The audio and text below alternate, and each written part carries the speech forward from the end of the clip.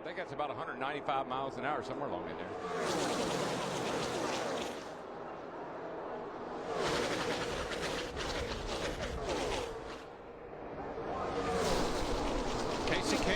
Now in the second inside. Got a smoker down in turn one, guys.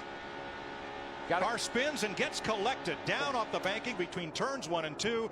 Regan Smith is in it. Brad Keselowski and Keselowski's teammate, the 77 Sam Hornish, are all involved. And I mean, Jeff Gordon in that 24 just squeaked by. And you know, most of the wrecks we've seen down here have actually started mid-pack and back. First caution of the day. Oh, Max Pappas from Como, Italy. His first 500. He's on the apron. Another one. And Sam Hornish, IndyCar star. There is Gordon. No apparent damage to the left side of his Chevy. Then Regan Smith, the young driver from outside Syracuse, New York. Boris Said has his car torn up. I don't know if it lost an engine or I'm not sure a tire or something happened. I looked over in the turn one there and there's smoke. You see the smoke. Right behind the yellow car is the number 12 of Keselowski. And you see him just get a little loose right there. Gets up into the wall, collects Smith and Hornish. I believe that 12 car had something happen to it, like it may have lost a right rear tire or something. There's really no reason for it to step out like that. So Roger Penske had 3 cars in this race, and that gets 2 of them, the 12 and the 77. There you see Gordon just squeaking by in that 24. Remember, Carl Edwards is one of those who had to start this race at the back of the pack due to changes. Right here in front of you. A lot of smoke. Slow it down. Slow it down. And he goes to the apron to ride through this off the 31-degree banking. There's one thing about a car here. It's going to go up the hill, it's going to go down the hill, and it just might go back up the hill. So you got to miss it twice if you try to go low. Keselowski and Hornish have taken their cars to the garage. Some of the others have come to pit road for repair. The Daytona 500 on Fox is sponsored by Toyota. Moving forward. Caution is out at Daytona International Speedway. Turn 4 down here. It's the Joe Nemechek car. And Joe has had a pretty hard hit. Right. What was that all about? Sounds like he's not happy. Good question.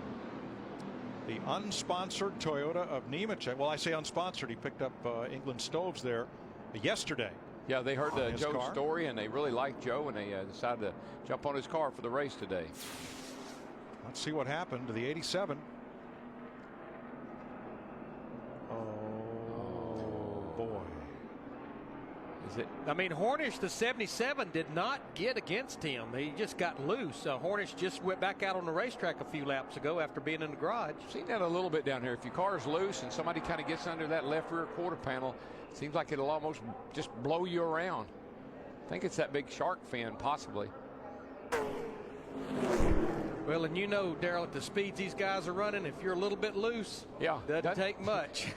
he might have even looked in the mirror to see where he was, and you know, like got behind there for a second. You just don't know. The Daytona 500 on Fox is sponsored by Sprint, proud sponsor of the NASCAR Sprint Cup Series.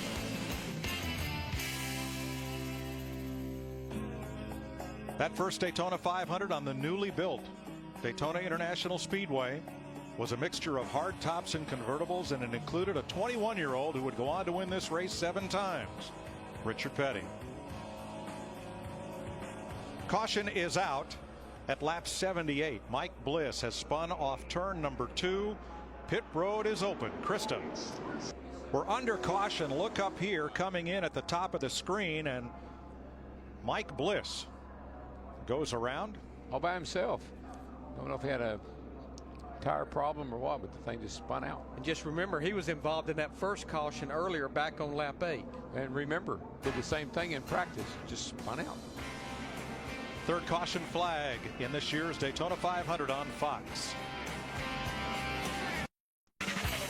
The Daytona 500 on Fox is sponsored by Coca-Cola. Open a Coke and enjoy the race. Open happiness. John Andretti has slapped the wall and put us under caution for the 4th time today. The pits had not yet been open, but Jimmy Johnson came in to take care of a flat right front tire. Now pit road is open. Krista.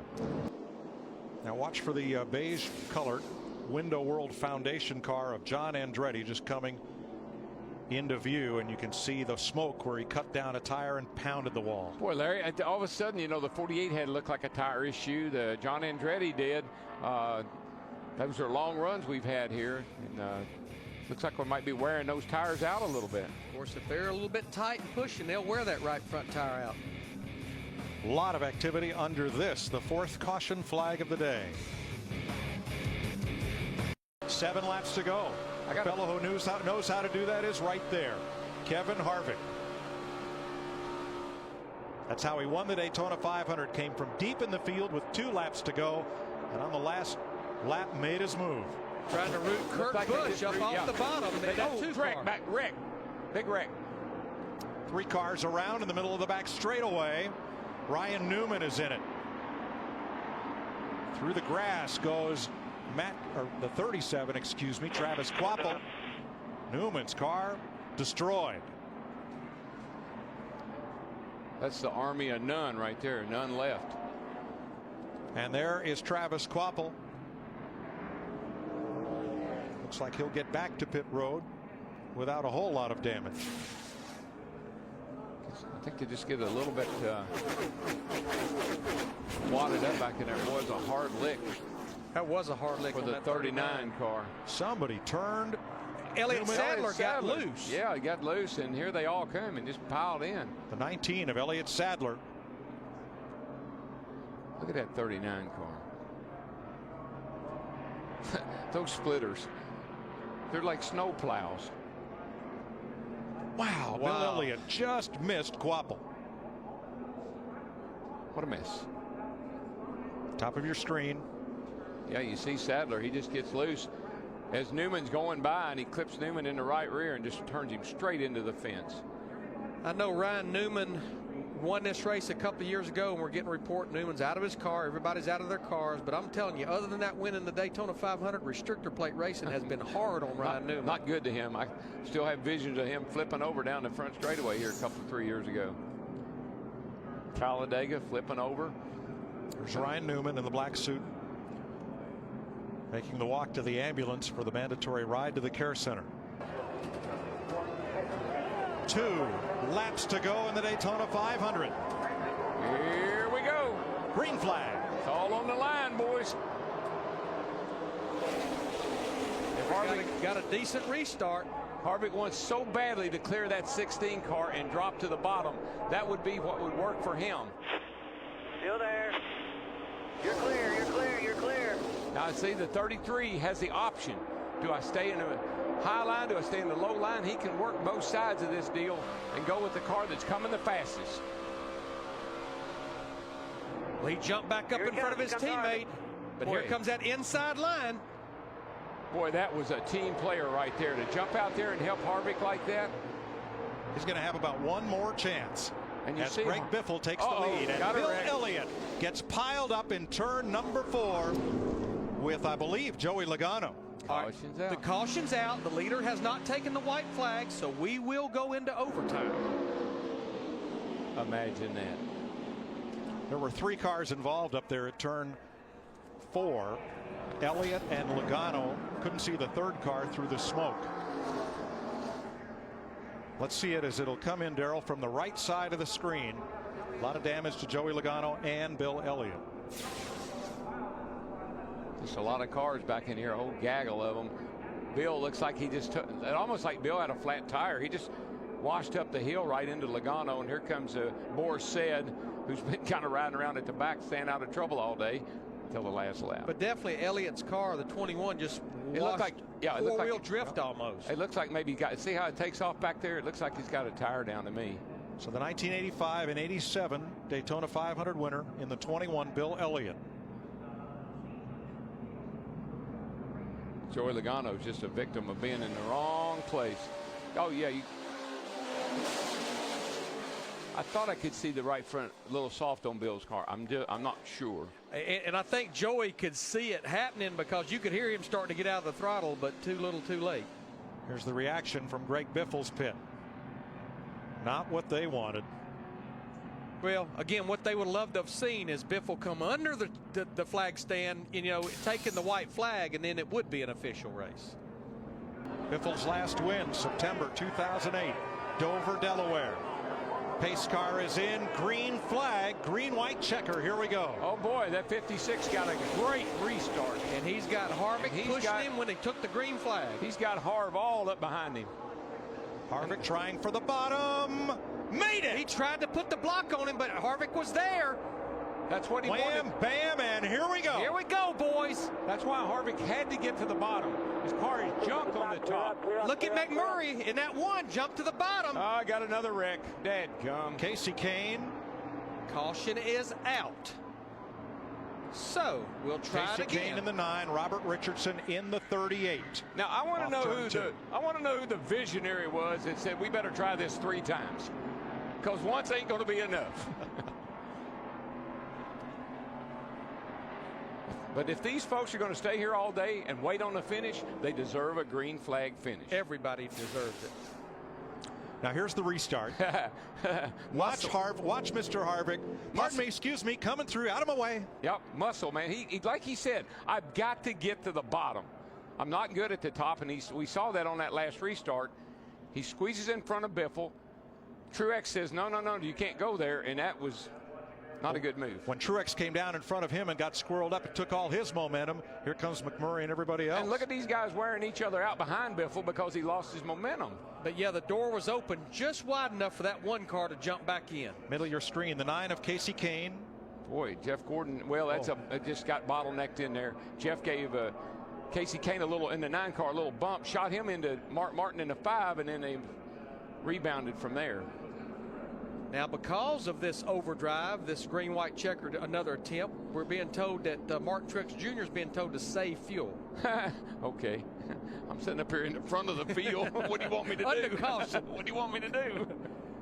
Darrell, the way that accordioned, Mark Martin in the 5 got hard on the brakes. When Casey Kane hit him, it squirreled him up. And then Jeff Gordon got in the back. Here's what happened, Mike. Jeff Gordon bumped the 9 in the middle of the corner there, shot him up to Mark Martin, and when he uncoiled off of Mark, he got hit. You'll see Jeff Gordon, I believe, come up here, bump the 9, shoot him into the 5. Boom, right there. That shoots him into Mark, and when it did, it just got him out of control. Because when he came off Mark Martin, the second contact from Gordon, Kane wasn't pointing straight anymore. No. Agree. But that was right down in the middle of the corner when he did that. Oh, yeah. Not a good place to be bump drafting, I might say. From Martin Truex, Harvick makes the move. Truex tried to come down and block, couldn't do it. Nope. And you see how squirrely everybody is here because of all that. You know, I think it was Jeff Gordon that gave, who was it, a shot at the last lap of the at the Budweiser shootout. Greg Biffle. And I've got to say this. Back at Talladega, Jeff Gordon was the one that went to NASCAR and said, you've got to stop the bump drafting. In the corners particularly. I know we're coming down to the checkered flag for the Daytona 500, but he's the very one that did that. But in this case, Jeff Gordon never would have gotten the back of the Casey Kane if the whole field hadn't stacked up in front of Casey. Good chance, but Darrell's right. You know, we saw him do it in the Budweiser shootout. We just saw it again. Can't bump draft in the corners. I mean, and I'm not saying he was trying to bump draft necessarily, but he gave the 9 a shot. Kevin Harvick has the lead. Man's had a heck of a week down here, I can tell you, with his nationwide car. Tony winning yesterday, Stewart winning the Budweiser shootout. So again, we'll try it in overdrive. Green-white checker. This time Harvick and McMurray in front of teammates Edwards and Biffle. Then Burton, Truex, Montoya, and Boyer. Green-white checker. Here we go. Green flag. Pretty much a dead heat. It looks like Kevin got a little bit of a jump on the 29 got a little jump on the 1 car, and there's dad-to-be Carl Edwards right in the back of the 29, pushing hard as he can. Here we go up the back, 2 by 2, except the cat out front. But look at the run. McMurray will get down that back straightaway, getting bumped from Greg Biffle in the 16 car. Biffle's all over the back of it. Edwards looks in the middle. Whoa, I think That'll it might hurt Harvick. Might have been Harvick. I'd have gone to the outside and gone with that fast line. Here comes Truex fighting his way back on the outside in that 56, but not a lot of help out there. 3 wide. Here comes Dale Jr. pushing Clint Boyer. Where'd Junebug come from? This will be the white flag. Jamie McMurray is in front to try to win the 500. This will be the last lap. Whatever happens now happens, folks. They can all wad up down here, and somebody's going to leave out that second turn a winner. Junior on the bottom with Boyer. Biffle ahead. Truex trying to get up there and help McMurray, but Boyer's right there behind Biffle in the 16. There goes Boyer to the outside. Look at Junior. Come on, Junior. Come on. Can they make it to the flag? Nah, no way. They'll never get through this third turn. Junior got squirreled up right there. No, it's just perfect. He's flying through there. Dale Earnhardt Jr. unbelievably has caught Jamie McMurray as they come to turn 4. He'll have to go to the high side, though. McMurray will guard that line. Crash at the back, never mind. Green flag still out. Checkered flag in the air. The 52nd Daytona 500 to Jamie McMurray. Yes! Little Jamie, baby! Hook, line, and sinker. Yes, sir. Billy Bass. How about that? Jamie McMurray, Teresa Earnhardt, Chip Ganassi, Felix Sabates winning the Daytona 500. And don't forget Bono. Oh, my God! The cars that crashed. That was so awesome. The cars that crashed at the back were Robbie Gordon, I believe, and Jeff Gordon. Yeah, Jeff got loose in the middle of that pack. And you know what? We've said it many times. When you win the Daytona 500, it doesn't stay with you the rest of the season, the rest of your career. It stays with you the rest of your life. Hey, this little cat's become a pretty good restrictor plate racer. I got to tell you, just look back there and look at the 00. Finished 5th. Finished David 5th. Rudiman. I just noticed that on the scoring monitor. But it's like when they bottled up on the back straightaway, that gave Jamie just enough room out front to be able to win the race back to the finish line. Here's where they got bottled up about halfway down the back straightaway. I really thought that Kevin Harvick would watch and see which line was coming and the outside was, and he would drive up there and block it. They were trying their best. Yeah, and this is Jeff Gordon, Robbie Gordon involved. 2-car, got into the wall. Bobby Labonte. But you know what? This was at the back of the pack. Attaboy to NASCAR for letting them race back. Yeah, man. The Daytona 500. He's saying his prayers right there, boys. And we'll be back to Daytona after this.